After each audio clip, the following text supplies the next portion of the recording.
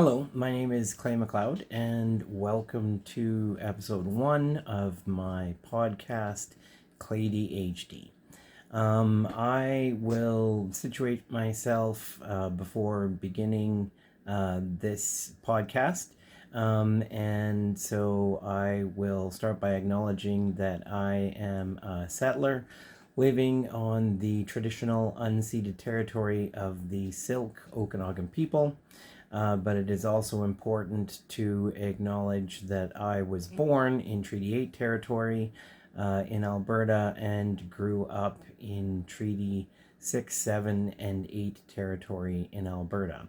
And that aspect of my land acknowledgement will become relevant later in the podcast when I delve into some of those issues.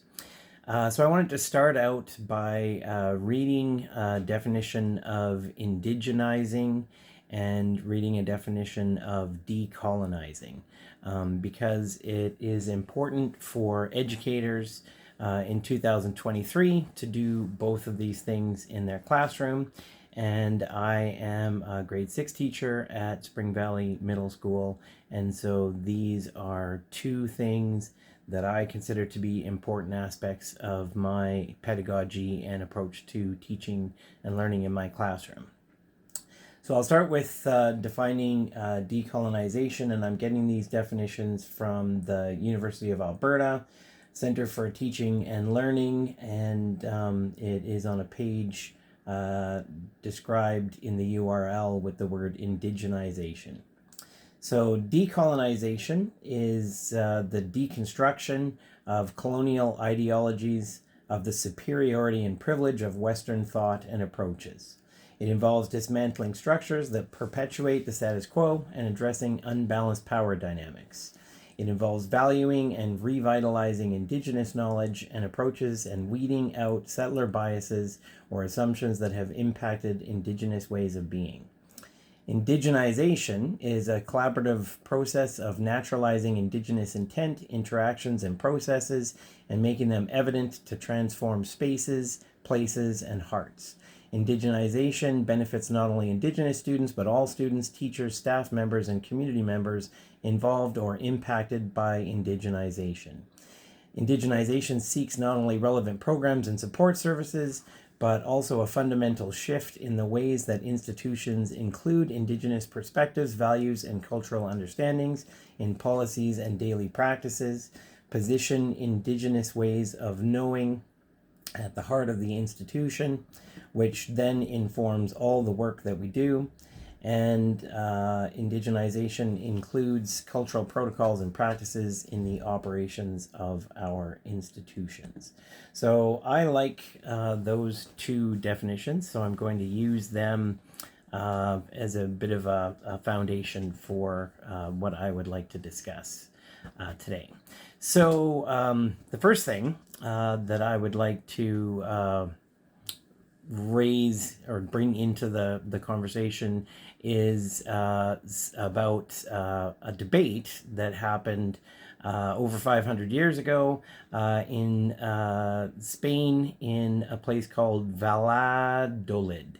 And this debate took place between Las Casas and Sepulveda, two intellectuals at the time who were taking opposing positions.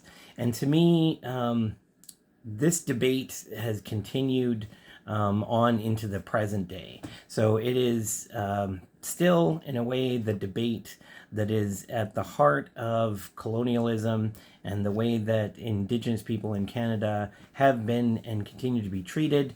And it is at the heart of what we need reconciliation for when we speak of truth and reconciliation. So the debate happened in 1550, so I guess not technically over 500 years ago, but these two debaters each took the two opposite positions, and the position that we might choose to call the good position between the two is actually not in our current way of looking at things really that good, but it was definitely the position that we would see as the more progressive of the two positions. So Las Casas took the position that indigenous people were humans. So that is the position that he took, and Sepulveda took the position that they weren't. So this debate is sort of, to me, represents a lot of different aspects, turning points, keystones in the relationship between European and other settlers and Indigenous people in Canada, because often the kind of racism that is at the heart of colonialism is a racism that negates the humanity of Indigenous people. And this is something that is quite apparent in Canadian laws and legal decisions, but also in the way that settler communities treat Indigenous people and have treated them historically. So Las Casas took the position that since Indigenous people were people, that they were humans, they should be brought into the church.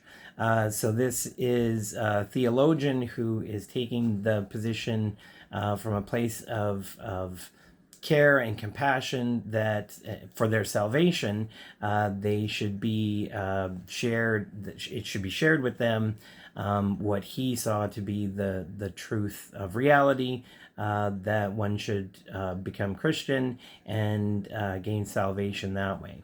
And his opponent in the debate took the position that since they weren't human, they could be essentially used as slaves. They could be exploited, and it was they were to be seen as no more than beasts of burden. So that is the initial ideological narrative that Europeans brought to their interactions with the indigenous peoples of the Americas 500 years ago or so, when in the age of discovery or exploration. We're going to discuss discovery a little bit later. So this is the kind of attitude or the kind of tension that has characterized the history of the interaction between European settlers and the indigenous peoples of North America and South America. It comes out in a key aspect of Canadian jurisprudence, which is sort of historically based in the approach that was taken right back to that age of discovery or age of exploration, where European explorers were going to different places around the world that were occupied and governed by the people who are or were indigenous to those areas, whether it be Africa, North America, South America, and they were claiming some kind of a right to the lands that they claimed to discover. So this is based in an understanding of international law, where there are 4 different ways to acquire territory for a nation. So a nation can acquire territory through discovery. A nation can acquire territory through cessation, or the transfer of territory from another nation to that nation. A nation can acquire territory through conquest, and a nation can acquire territory through accretion, which is the idea that there's some kind of a natural process, like the coastline expands out into the body of water, so there's new land. So that one's kind of, not particularly relevant in most cases. The notion of conquest in the post-World War II era is not seen in international law as a valid way of acquiring territory. Although 500 years ago it was a way that nations often tried to expand their territory. An example would be the United States taking over vast parts of Mexico's territory in their war with Mexico at the conclusion of it. Getting back to the first two, because they're the ones that are the most relevant in the Canadian context. Cessation, which I'll come to when I discuss treaties a little later, is one, and the other one is discovery, or sometimes it's known as occupation. And the key here is that for a nation to acquire territory in this way, it needs to discover unoccupied land, and then it needs to occupy it itself. So the Latin term is terra nullius, which translates as empty land, and the Europeans have used this doctrine of discovery to as a foundation for their claims, both in terms of claiming sovereignty over the territories that they have claimed sovereignty over, but also in some ways as a claim to have almost like a right of first refusal to be able to treat with or to negotiate with the indigenous people that they went on to make treaties with. So just to break down the idea of discovery is there's a nation, it sends out explorers, and they discover unoccupied, empty land. And so now it's like planting your flag on the moon. You claim that land for your sovereign. During the age of exploration, it was often for a monarch, and you'd plant the flag claiming it for the king, or whatever the case may be. To claim that the lands of North and South and Central America were empty is by definition racist. So this whole idea, the whole notion that part of the narrative of European settlers coming to the Americas and discovering the land is based on negation of the humanity of the indigenous occupants of that land, whether they be the Dene in the north, Inuit in the Arctic, the Haida on Haida Gwaii, Secwepemc people in the interior of what we now call BC, the Silk people where I live, whichever group of people that you're talking about, to say that you're discovering the land that they are living on, that they are clearly occupying, is to negate their humanity, to say that they don't matter, that they aren't agents in an ethical or legal way. And this is essentially the argument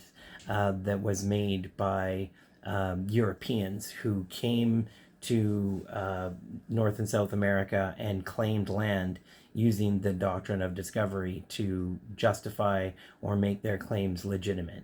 They sometimes couched it in terms of critiquing the people as not being civilized, or not being advanced, not using the land properly, and these kinds of things. But the narrative is essentially and unquestionably a racist, white supremacist narrative, where people from Europe were saying that their claim to discovery was superior to the claim, any claim that the people who were actually there might make. So this narrative, or this idea, this white supremacist, racist idea that you can discover land that other people live on, is the foundation for most of the colonial history of countries like Canada and the United States.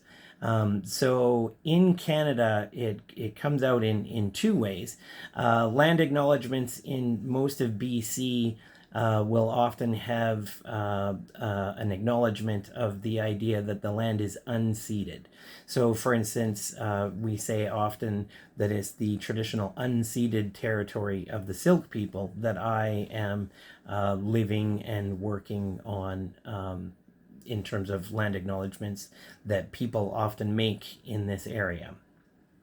This is important because often people kind of let that fade into kind of automaticity. They just say it's unceded, but they don't give a lot of thought to the idea of what that means. And what that means is that the Silk people were here on this land, governing it, managing it, being stewards of this land, and then some colonists, settlers from Europe, came and started making laws, and said that their laws applied, and then they started naming things and said that their names are the real names.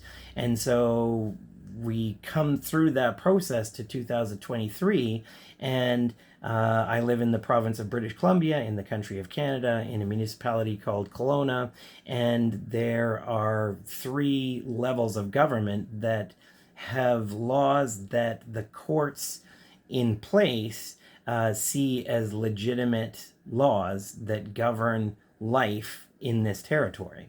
But the laws and the rules, the protocols of the Silk people who were here before are not viewed as legitimate. So this is the context in which this kind of land acknowledgement is made. There's this word unceded, and it packs quite a bit of implication into it, but it's often just added as an automatic, I don't want to say thoughtless, but as a padding to the land acknowledgement. Now, I mentioned that my land acknowledgement, when I make a land acknowledgement, I think it's also important for me to acknowledge that I was born in Treaty 8 territory. Now, that comes with its own set of complications, in that you're not going to say unceded in the same way that you would say in BC, because historically in treaty territories, treaties were made with the Indigenous people, between the Crown and the Indigenous people, and in some cases between the country of Canada and the Indigenous people.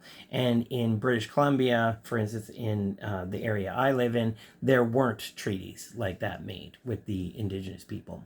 However, although Canadian law and this narrative that carries forward from the Valladolid debates about the lack of humanity of Indigenous peoples applies to this idea of treaties being a kind of cessation or a kind of transfer of land and authority from the Indigenous groups that made the treaties with the Crown and with the country of Canada. And what I mean by that is, if you consider a treaty, which is an agreement between 2 international bodies, 2 nations, 2 states, however, or more than 2. But if you consider that, like if Canada were making a treaty with France, you wouldn't envision either one of those countries, Canada or France, giving up its sovereignty in the act of making a treaty with the other sovereign nation. If Canada agrees with Paris, or with France, I should say, to have some emissions reduction targets or something along those lines, part of that treaty doesn't also involve Canada giving its territory to France and ceding any of its sovereignty as a nation. And so even though these treaties between the Crown and Indigenous groups, and between Canada and Indigenous groups, were called treaties, and they were international exchanges, international interactions between 2 varied groups, in international law, they were seen by the one group, by the settler group, by the Crown, by Canada, as being cessation or being the end of the validity or legitimacy in international law of the indigenous groups as nations and as owners or managers of their territory, and as nations with sovereignty over their citizens and the territory that they governed. So often in Canadian law, it is viewed as a treaty being the end of Aboriginal title and Aboriginal rights in relation to the land. Whereas when modern nations treat with each other, when they come to agreements, it's not the end of either country's sovereignty or territorial integrity. So this also has to be looked at in terms of or taking into account the historical context of many of these treaties. So they were treaties between people speaking one language and people speaking another language. So there were translations of things like land and that kind of thing. So, for instance, if you use the word land in a legal sense, it has this idea of territory and that kind of thing. But if you're using a land that translates into a word for land that translates into Cree as soil, then a question arises about whether that includes mineral rights below the surface of the land and that kind of thing.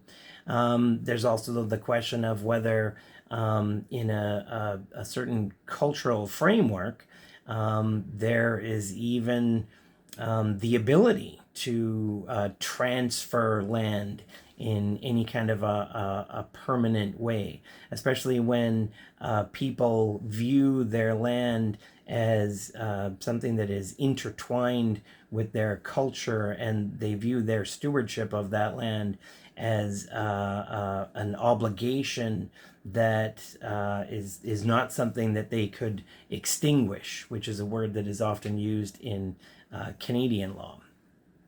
So there are those aspects, and then there are just these naked exploitation aspects where the representatives who were communicating with the indigenous representatives and indigenous communities making these treaties just outright lied about what the terms of the treaties were.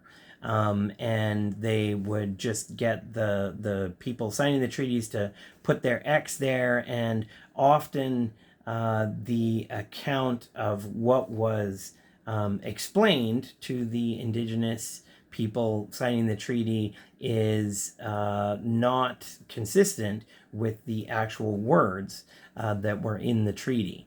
So the whole treaty process with indigenous people is highly problematic. So I would argue that even though clearly there's an argument in places like Silk Territory that it is ethically important and it has implications that the land hasn't been ceded, it's unceded territory, that there are equally almost as many, if not the same number of considerations and implications about what the importance or what the relevance of treaties between the Crown or Canada and Indigenous people and groups were. So my argument is that the nations that signed treaties with the Crown and with Canada should still be considered nations, and they should not be considered to have had their sovereignty and territorial integrity extinguished, as it is put in Canadian law.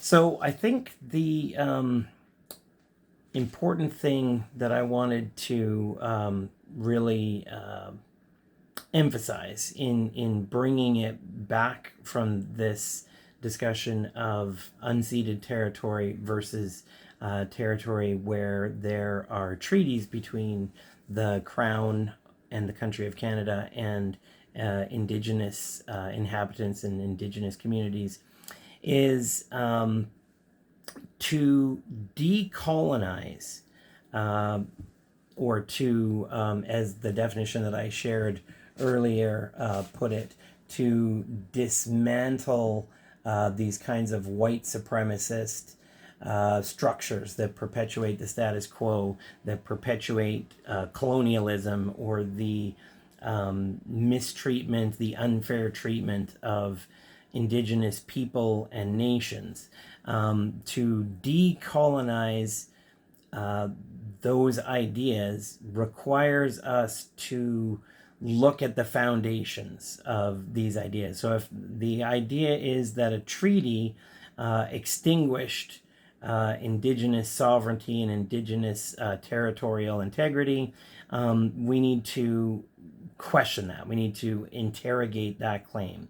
That claim is actually based on racism, is based on white supremacy. The idea that when two nations or two groups in international law come together and make a treaty between the two groups, the idea that one group then becomes subservient to the other group is repugnant. It's basically racist.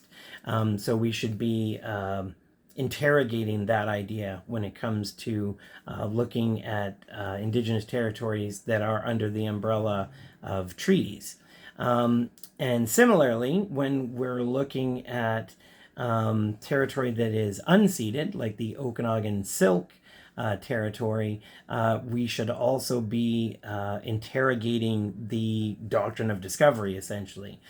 We should be saying, on what basis is this land Kelowna, British Columbia, Canada, when in fact it's Silk territory? And on what basis do the statutes and legislation of these colonial constructs, Canada, British Columbia, Kelowna, on what basis are those the legitimate laws of the land instead of Silk authority and